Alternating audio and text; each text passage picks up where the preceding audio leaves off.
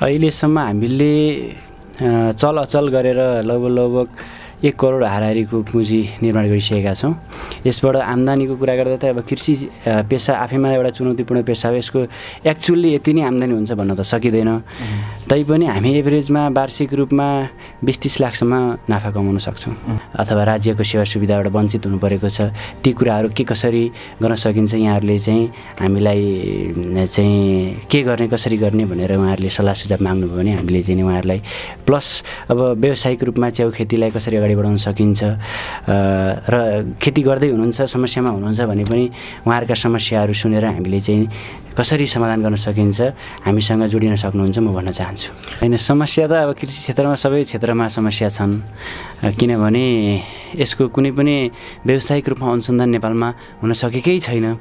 हैन, त्यो नै किसान अब आफै अन्यलमा अब भोलि कुनै पनि प्रेरणाका कारणले किसानले व्यवसाय सुरु गर्छ, कृषि पेसा व्यवसाय सुरु गर्छ, तर पछि प्राविधिक रूपमा व्यावसायिक चाहिँ योजनाका हिसाबले हरेक दृष्टिकोणबाट ऊ पछाडि फर्किनुपर्ने अवस्था, असफल हुनुपर्ने अवस्था त बिल्कुलै नेपालमा छ। यसको चाहिँ नि हातेमालो गर्ने विभिन्न चाहिँ अनुसन्धानात्मक सङ्घ संस्थाहरूको चाहिँ नि अभावको कारणले गर्दाखेरि अथवा सरकारले गर्नुपर्ने जति पनि काम कर्तव्य र अधिकार पुरा नभएको कारणले गर्दाखेरि पनि आज किसान असफल हुन बाध्य छन्। अहिले हामीसँग च्याउको बिउ 5 प्रकारका व्यावसायिक च्याउका बिउहरू उत्पादन हुन्छन्। त्यसमा कन्या, गोब्रे, सिताके, हैन, त्यस पछाडि दुधे च्याउहरू चाहिँ हामीसँग उत्पादन हुन्छन्।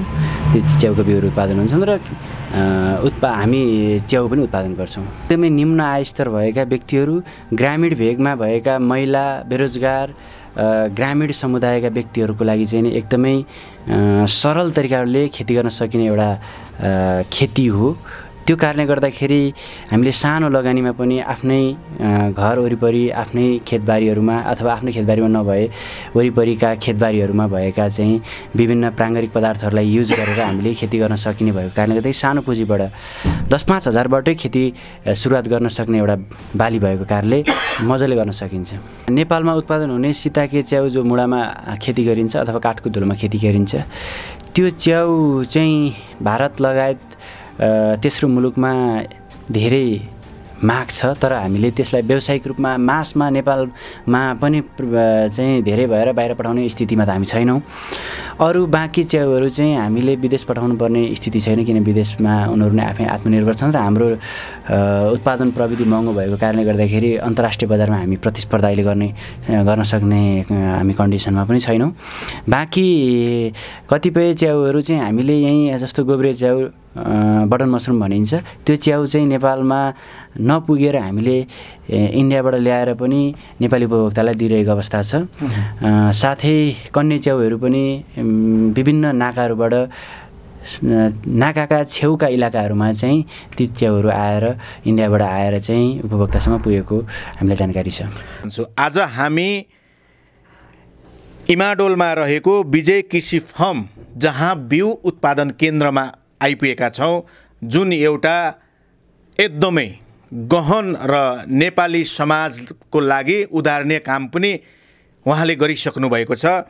उहाँले यस फर्म सञ्चालन गर्दै आउनुभएका व्यक्ति विजय सापकोटा ज्यू हुनुहुन्छ भने उहाँले धेरै व्यक्तिहरूलाई यस बिउ उत्पादन केन्द्रबाट एउटा रोजगारीमूलक काम पनि हामीले युवाहरूलाई दिएको पनि पायौँ भने यसले एउटा देशकै अर्थतन्त्रलाई पनि केही न केही टेवा पुगाएकै छ भन्ने हामीले मान्यता राखिसके पछाडि उहाँको यो बिउ उत्पादन केन्द्रमै हामी उपस्थित भएर साँच्चै च्याउको बिउ उत्पादन केन्द्रमा कति प्रकारका च्याउहरू उत्पादन हुन्छन्, यहाँबाट उत्पादन गरिएका बिउ बिजनहरू कहाँ कहाँसम्म पुर्याइन्छ भन्ने कुराहरू उहाँसँग बुझ्नको लागि उहाँकै फर्ममा हामी उपस्थित भइसकेका छौँ। विजय सर, हाम्रो कार्यक्रमहरूलाई स्वागत छ। हस्, धेरै धेरै धन्यवाद, नमस्ते। पहिलो कुरो त तपाईँले एउटा उदाहरणीय काम गरेको, एउटा कृषिमा जुन नेपालीहरू अहिले जसरी ब्याक हटेको पनि पाइराखेका छौँ, कृषिबाट केही हुँदैन भन्ने एक प्रकारको जनमानसको आवाज नै बनिसकेको छ। नेपाल सरकारले खासै ध्यान दिएको पनि हामीले पाउँदैनौँ। तर तपाईँले आज च्याउबाट आय स्तरको उन्नति पनि गर्न सकिन्छ, यसमा रोजगारीमूलक प्रोग्राम पनि ल्याउन सकिन्छ भनेर जसरी तपाईँ आज यसमा लागि पर्नु भएको छ, कोद्वारा यसरी प्रेरित हुनु भएर आज यो काममा इन्भल्भ हुन एकदम सफल हुनुभयो? सर्वप्रथम त अब नेपाल एउटा कृषि प्रधान देश हो र यहाँको भूगोल पनि कृषिमय छ। कृषिको अनुकूल भएको कारणले गर्दाखेरि हाम्रा बाबुबाजेदेखि नै परापूर्व कालदेखि नै हामीले परम्परागत तरिकाबाट कृषि गर्दै आयौँ र यसलाई कसरी चाहिँ अब आधुनिक बनाउन सकिन्छ, व्यावसायिक बनाउन सकिन्छ भन्ने सोच ममा सानैदेखि थियो। त्यो सोचको प्रेरणाको कारणले गर्दाखेरि आज म व्यावसायिक रूपमा कृषिमा म संलग्न छु। तपाईँको फर्मबाट जुन बिउ उत्पादन हुन्छ, कति प्रकारका बिउ उत्पादन हुन्छ यो फर्मबाट? अहिले हामीसँग च्याउको बिउ 5 प्रकारका व्यावसायिक च्याउका बिउहरू उत्पादन हुन्छ। त्यसमा कन्या, गोब्रे, सीताके हैन, त्यस पछाडि दुधे च्याउहरू चाहिँ हामीसँग उत्पादन हुन्छन्। ती च्याउका बिउहरू उत्पादन हुन्छन् र हामी च्याउ पनि उत्पादन गर्छौँ। तपाईँको यस फर्मबाट कतिवटा जिल्लामा तपाईँहरूले यो जुन बिउ उत्पादन गर्नुहुन्छ, यो बिउ उत्पादन गरिएका बिउहरू कतिवटा जिल्लामा चाहिँ तपाईँहरूले कतिवटा कृषकहरूलाई चाहिँ यहाँबाट एउटा चाहिँ आबद्ध बनाउन सफल हुनुभएको छ? आजसम्म आइपुग्दाखेरि हामीसँग जोडिएर 300 भन्दा बढी किसानहरूले काम गरिरहनु भएको छ भने लगभग 40वटा भन्दा बढी जिल्लाहरूमा चाहिँ अहिले व्यावसायिक किसानहरूसँग जोडिएर हामी काम गरिरहेका छौँ। र ती कृषकहरू कतिको खुसी हुनुहुन्छ तपाईँको बिउबाट? यो बिउबाट साँच्चै नै एकदमै आय स्तरकै बिउ तपाईँहरूले उत्पादन गर्नुभएको छ कि छैन? र यो बिउ उत्पादन केन्द्रले ती कृषकहरूले लगेको चिजबाट कहीँ कतै उहाँहरूले तपाईँलाई कुनै खालका घटनाहरू त बेहोर्नु परेको अवस्था त छैन? यहाँ त बिउको साह्रै ठुलो चलखेल भइरहेको अवस्था। एउटा धानको बिउ लिन गयो भने त्यो धानै नफल्ने अवस्था पनि हामीले कृषकहरूबाट पाएका छौँ। तपाईँको यो च्याउ खेतीको जुन एउटा बिउ छ कस्तो खालको छ? कृषकहरू यो त अब हामीले एकदमै गुणस्तरीय तरिकाबाट ल्याबमा चाहिँ उत्पादन गर्ने, खास गरी हामीले बुझ्नु पर्दाखेरि यो खास हामीले टिस्यु कल्चर गर्ने हो हैन। यो खास चाहिँ प्लान्टको बिउ जस्तो हुँदैन। त्यो भएको कारणले गर्दाखेरि यसको खेती पद्धति पनि एकदमै बिल्कुलै फरक हुन्छ र त्यो तरिकाले हामीले ट्रेन नगरिकन किसानहरूलाई, तालिम प्राप्त किसानहरूलाई मात्रै हामीले दिने गर्दछौँ र हामीले यदि नयाँ किसानहरू हुनुहुन्छ भने उहाँहरूलाई खेती पद्धति सिकाएर मात्रै हामीले गर्दछौँ। किनभने यो हामीले परापूर्व कालदेखि गर्दै आएको खेती प्रणाली होइन। यो पछिल्लो समयमा विकसित भएको एउटा खेती प्रणाली हो जो चाहिँ पश्चिमा मुलुकहरूबाट, चीन, जापान, भारत लगायतका देशहरूबाट प्रविधि भित्रिएको कारणले गर्दाखेरि नेपालमा भर्खरै चाहिँ यसको खेती पद्धतिको विकास भएर व्यावसायीकरण हुँदैछ। यसमा धेरै चुनौतीहरू पनि छन् र सम्भावना पनि धेरै छ र यसले खास गरिकन ग्रामीण स्वरोजगारको लागि एकदमै महत्त्वपूर्ण भूमिका खेल्न सक्छ। यो मानेमा कि नेपालमा जो हामीले अन्नबालीहरू लगाउँछौँ ती अन्नबाली भित्राइसके पछाडि रहेका अवशेषहरू, पराल, छुवाली, खोया खोस्टाहरू, काठ र विभिन्न खालका प्राकृतिक पदार्थहरू, मलहरूबाट चाहिँ हामीले च्याउ उत्पादन गर्न सकिन्छ र ती चिजहरू चाहिँ बिरलै यसको मूल्य प्राप्त गर्न सकिन्छ अथवा डढाएर फालिन्छ। त्यसलाई चाहिँ हामीले एकदम मूल्यवान वस्तु च्याउ र यसको चाहिँ नि पौष्टिकताले पनि भरिपूर्ण एउटा अर्थपूर्ण र महत्त्वपूर्ण खाद्य पदार्थ उत्पादन गर्न सकिन्छ र ग्रामीण स्वरोजगार को चाहिँ नि एउटा डेभलप गर्न सकिन्छ र नेपालमै तपाईँको जो कुपोषणको समस्या छ ती त्यस्ता कुपोषणका समस्याहरू पौष्टिकताले भरिपूर्ण भएको च्याउ हामीले चाहिँ उपभोक्ताहरूलाई दिएर त्यस्ता समस्याहरू पनि समाधान गर्न सकिन्छ। मैले यसैमा तपाईँले अहिले जुन कुरा भन्नुभयो, मैले यसैमा एउटा के जोड्न चाहेँ भने नेपालमा जति पनि सागसब्जी अथवा तरकारी चिजहरू नेपालमा भित्रिन्छन्, यहाँ के पनि भन्दैछन् भने नेपाल सरकारले गुणस्तरीय अथवा चेक जाँचद्वारा चाहिँ कुनै पनि सागसब्जी नेपाल आउँदैन। आज रोगको मात्रा बढ्नुको एउटा त्यो कारण पनि हो भन्दै गर्दा तपाईँहरूको च्याउ खाँदाखेरि चाहिँ स्वास्थ्यलाई कतिको फाइदा हुन्छ र तपाईँहरूले यसको मापदण्ड कसरी अपनाउनु भएको छ जुन हामीहरूले कीटनाशक औषधिहरू प्रयोग गर्दाखेरि? सर्वप्रथम त नेपालमा हरेक क्षेत्रहरूमा समस्या छ, यसमा पनि समस्या नहुने कुरै भएन हैन। विषादीका विभिन्न कुराहरूका समस्याहरू यथावत हुँदा पनि च्याउ चाहिँ यस्तो चिज हो जसले चाहिँ हामी फल्दै गर्दाखेरि विषादीको कुनै पनि प्रकारको चाहिँ रसायन युज गऱ्यौँ भने त्यसले चाहिँ च्याउमा जुन हामीले खेती गरिरहेको ठाउँ जो हामीले उत्पादन गर्छौँ त्यो चिजहरू नष्ट हुन्छ। त्यो भएको कारणले गर्दाखेरि एकदम सेन्सिटिभ छ। त्यसले गर्दाखेरि यो च्याउ अर्ग्यानिक उत्पादन हुन्छ। हामीले च्याउ उत्पादन हुनुभन्दा 10 दिन अगाडिसम्म इन्क्युबेसन पिरियड भन्छ अथवा ओथराको समय, च्याउ फल्नुभन्दा अगाडिको समय, त्यतिखेर रासायनिक पदार्थहरू युज हुन्छ। तर च्याउ फल्नुभन्दा 10 दिन पछाडि त्यतिखेर कुनै पनि प्रकारका रासायनिक विषादीहरू रसायनहरू युज नभएको कारणले गर्दा युज गर्न नहुने कारणले गर्दाखेरि पनि यो साँच्चीकै एउटा पौष्टिकताले भरिपूर्ण त छँदैछ, गुणस्तरीय पनि छ र यसलाई हामीले जति पनि हस्पिटलहरूमा डक्टरहरूले सिफारिस गर्नुहुन्छ मसरुम सुप भनेर हैन, यो चाहिँ पौष्टिकताले भरिपूर्ण नभएको भएदेखि उहाँहरूले पक्कै पनि सिफारिस गर्नुहुन्न थियो होला। र यो WHO ले विभिन्न खाद्य संस्थाहरूले विभिन्न चाहिँ स्वास्थ्य संस्थाहरूले पनि च्याउको उपभोगलाई अल्प विकसित अविकसित देशहरूको लागि चाहिँ वरदानको रूपमा पनि लिएको छ। किनभने जहाँ उपभोक्ताहरूले सन्तुलित भोजन खान सक्दैनन् त्यहाँका उपभोक्ताहरूलाई चाहिँ एउटै मात्रै च्याउले मात्रै पनि धेरैवटा पौष्टिक तत्त्वहरू चाहिँ प्रदान गर्ने भएको कारणले गर्दाखेरि च्याउ एउटा उपभोक्ताको हिसाबले पनि एकदमै महत्त्वपूर्ण छ।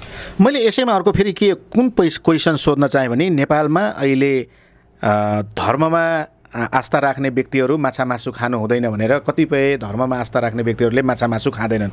यो एउटा पौष्टिक आहार हो, यो अर्ग्यानिक हो भन्दै गर्दा यो शाकाहारी हुन्छ या त्यस्ता व्यक्तिहरूले जुनसुकै समुदायले खान सक्छन् कि सक्दैन, अथवा जुनसुकै रोग भएका व्यक्तिले पनि युज गर्न सक्छन् कि सक्दैन? अब यसको धार्मिक गहिराइमा गएर त म केही पनि भन्न सक्दिनँ। तर यो एउटा चाहिँ जीव जगत नभएको कारणले गर्दाखेरि यो पक्कै पनि शाकाहारी हो र शाकाहारी व्यक्तिहरूले धार्मिक व्यक्तिहरूले पनि उपभोग गर्नुहुन्छ र विभिन्न धार्मिक संस्थाहरूले पनि उपभोग गरेको मलाई थाहा छ। त्यो कारणले गर्दाखेरि यो बिल्कुल मेरो दृष्टिकोणबाट चाहिँ शाकाहारी अवैज्ञानिक अथवा धार्मिक दृष्टिकोणबाट यसलाई के भनिन्छ के गरिन्छ भन्ने कुरा त्यो धर्मको आस्था र विश्वासको कारणले पनि फरक पर्न सक्छ। तर यो वास्तविक विज्ञानको हिसाबले हेर्दाखेरि यो शाकाहारी नै हो। यसमा साइड इफेक्ट कतिको हुन्छ, हुँदैन, के छ? तुलनात्मक हिसाबले अब जस्तो जङ्गली च्याउहरू खाएर मर्ने कुराहरू त्यो अब विषालु च्याउहरू खायो भने अब चिन्न नजान्दाखेरि मर्ने भनेको त्यो प्राकृतिक स्वाभाविक कारण हो। किनभने हामीले कुनै पनि चिज नचिन्दाको दुर्घटना हामीले भोगिरहेका पनि हुन्छौँ। तर हामीले वास्तविक रूपमा अथवा कृत्रिम रूपमा खेती गरेर उत्पादन गरेको च्याउहरूबाट अहिलेसम्म त्यस्ता दुर्घटनाहरू भएका छैनन् र हुँदैनन् पनि, किनभने त्यो प्रमाणित हुन्छ, वैज्ञानिक हुन्छ र त्यो चाहिँ कहिले पनि हामीले उत्पादन गरेको च्याउ विषालु हुँदैन। हामीले त्यो सर्टिफाइड चिनेर जानेर सबै कुराहरू चाहिँ नि वैज्ञानिकहरूले सिफारिस गरेको जातहरूलाई मात्रै हामीले चाहिँ खेती पद्धतिमा ल्याउने हो र वैज्ञानिकहरूले चाहिँ नि खेती प्रणालीहरू विकसित गरिसके पछाडि मात्रै किसानसम्म पुग्ने हो। त्यो कारणले गर्दाखेरि त्यस दुर्घटनाको चान्सेस चाहिँ कृत्रिम रूपमा उत्पादन गरेको कुनै पनि च्याउहरूमा छैन। मैले अर्को प्रश्न, जस्तै तपाईँ एउटा व्यावसायिक नै तरिकाले यो फर्म खोल्नुभएको छ, यस्ता खालका फर्म खोल्दा निम्न आय स्तर भएका व्यक्तिले सक्छन् सक्दैनन्? यो एकदमै निम्न आय स्तर भएका व्यक्तिहरू, ग्रामीण भेगमा भएका महिला, बेरोजगार, ग्रामीण समुदायका व्यक्तिहरूको लागि चाहिँ एकदमै सरल तरिकाले खेती गर्न सकिने एउटा खेती हो। त्यो कारणले गर्दाखेरि हामीले सानो लगानीमा पनि आफ्नै घर वरिपरि आफ्नै खेतबारीहरूमा अथवा आफ्नै खेतबारीमा नभए वरिपरिका खेतबारीहरूमा भएका चाहिँ विभिन्न प्राङ्गारिक पदार्थहरूलाई युज गरेर हामीले खेती गर्न सकिने भएको कारणले गर्दाखेरि सानो पुँजीबाट 10-5 हजारबाटै खेती सुरुवात गर्न सक्ने एउटा बाली भएको कारणले मजाले गर्न सकिन्छ। तपाईँले त एउटा यसलाई चाहिँ अनुसन्धानको केन्द्र पनि बनाउनु भएको छ। तपाईँले यो विजय कृषि फर्ममा अनुसन्धान कस्ता खालका अनुसन्धान गर्दै हुनुहुन्छ त अब गरिसक्नु भएको छ? हामीले त अब त्यस्तो वैज्ञानिक स्तरबाट अनुसन्धान गर्ने कुरा त हुँदैन, हामी व्यावसायिक फार्म हो होइन।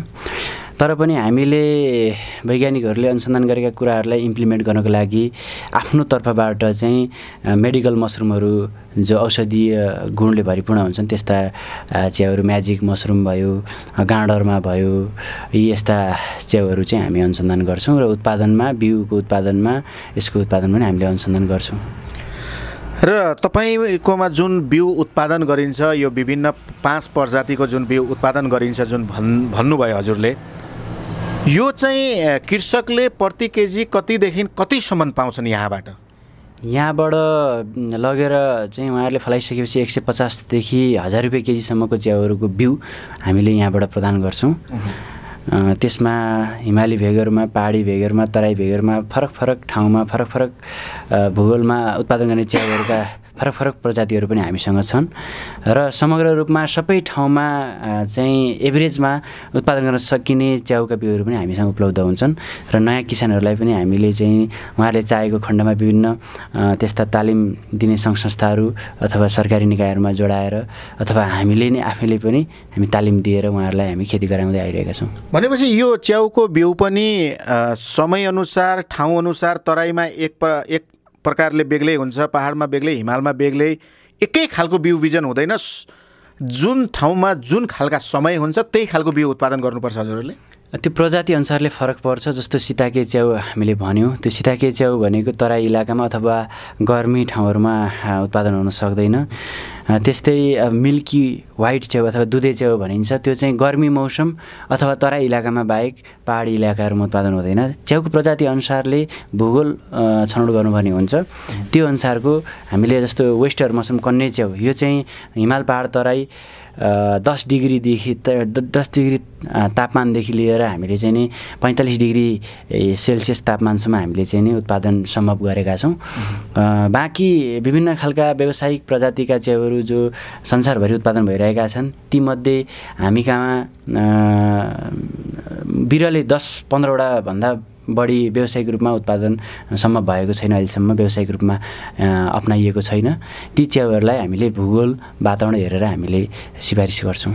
र तपाईँले उत्पादन गरेका जति पनि यो च्याउका बिउहरू छन् र जुन कृषकहरूले यहाँबाट लिएर जानुहुन्छ, 300 जना कृषक आजसम्म तपाईँहरूसँग जसरी चाहिँ तपाईँले आफ्नो उसमा फर्मबाट चाहिँ वितरण गर्ने जुन वितरण गरिराख्नु भएको छ, यो च्याउ स्वदेशमा मात्रै खपत हुन्छ या विदेशमा पनि यो च्याउ जान्छ? तपाईँले त धेरै अनुसन्धान गर्नुभएको होला होइन, तपाईँले त कृषकसँग नजिक पनि हुनुहुन्छ होला होइन, के छ यसमा? नेपालमा उत्पादन हुने सीताके च्याउ जो मुढामा खेती गरिन्छ अथवा काठको धुलोमा खेती गरिन्छ, त्यो च्याउ चाहिँ भारत लगायत तेस्रो मुलुकमा धेरै माग छ, तर हामीले त्यसलाई व्यावसायिक रूपमा मासमा नेपालमा पनि चाहिँ धेरै भएर बाहिर पठाउने स्थितिमा त हामी छैनौँ।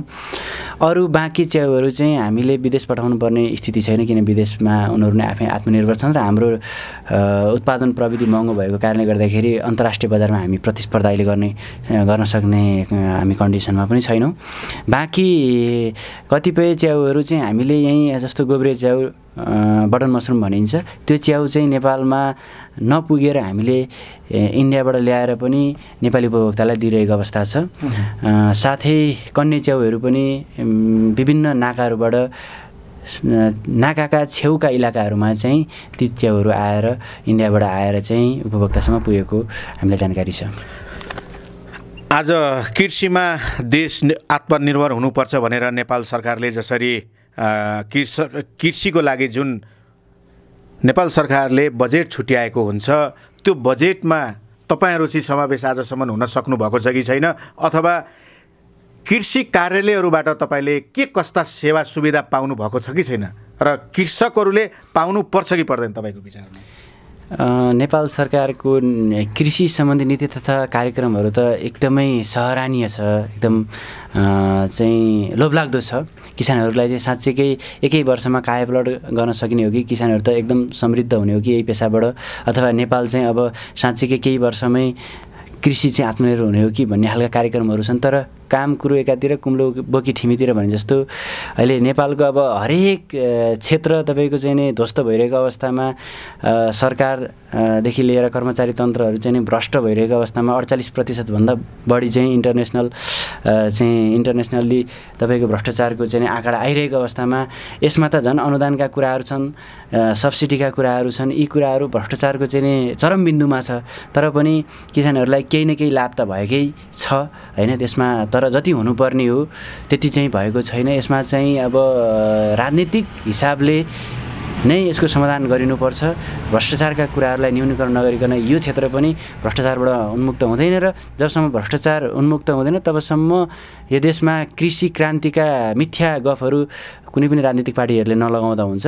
किनभने आज अरबौँ कृषि क्षेत्रमा अनुदान दिँदाखेरि त्यो अनुदान बराबरको पनि उत्पादन छ कि छैन भन्ने किसिमको स्थिति छ हैन। त्यो बजेट कहाँ गइरहेको छ, त्यो बजेट पानीमा बालुवामा पानी हाले जस्तो भइरहेको छ। त्यसलाई चाहिँ समयमा नै ध्यान नदिने हो भने आज वर्षेनी प्रत्येक वर्ष झन्झन उत्पादन घट्दो छ, सरकारको लगानी बढ्दो छ।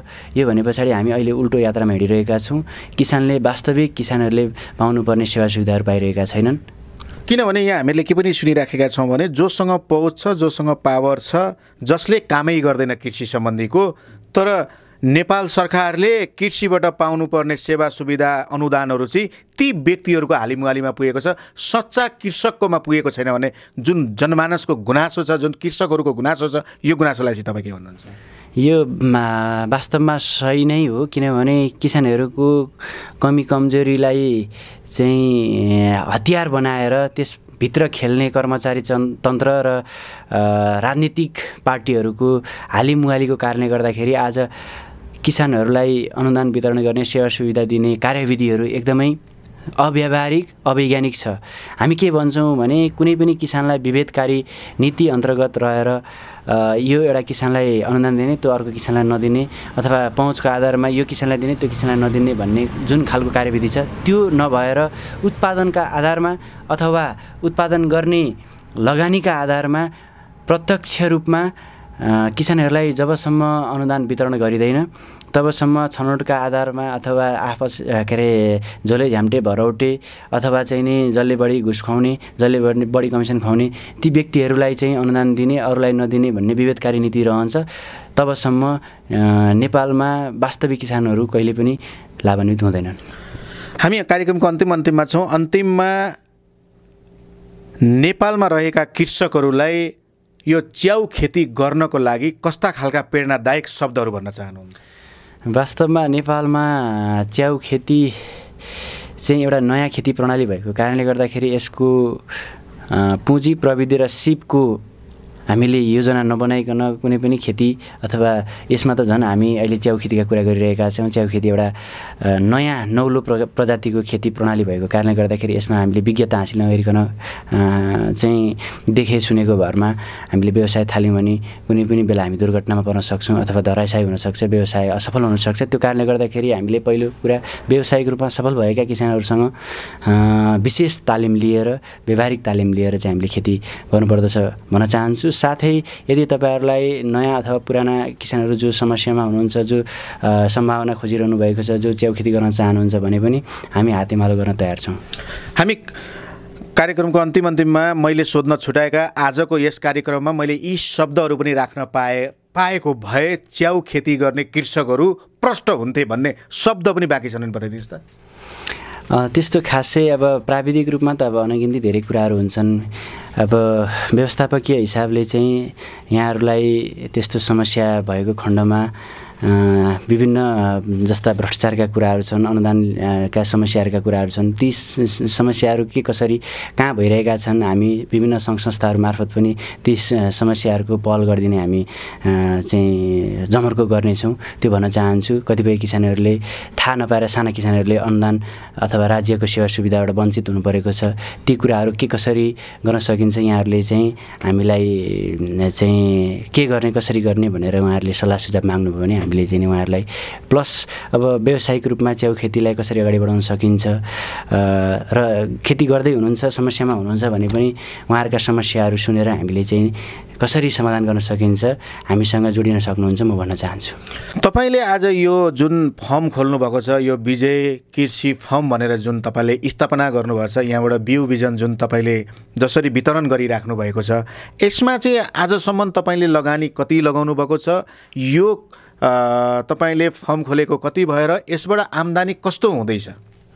अहिलेसम्म हामीले चल अचल गरेर लगभग 1 करोड हाराहारीको पुँजी निर्माण गरिसकेका छौँ। यसबाट आम्दानीको कुरा गर्दा त अब कृषि पेसा आफैमा एउटा चुनौतीपूर्ण पेसा हो, यसको एक्चुअली यति नै आम्दानी हुन्छ भन्न त सकिँदैन। तैपनि हामी एभरेजमा वार्षिक रूपमा 20-30 लाखसम्म नाफा कमाउन सक्छौँ। जस यो यसमा लगानी लगाउँदा जुन तरिकाको अहिले कृषकहरूले एक प्रकारको जुन समस्या भोगेको छ, यो च्याउ खेतीमा चाहिँ त्यति ठुलो समस्या खेप्नु पर्दैन होला हामीले यो बुझ्दा हुन्छ?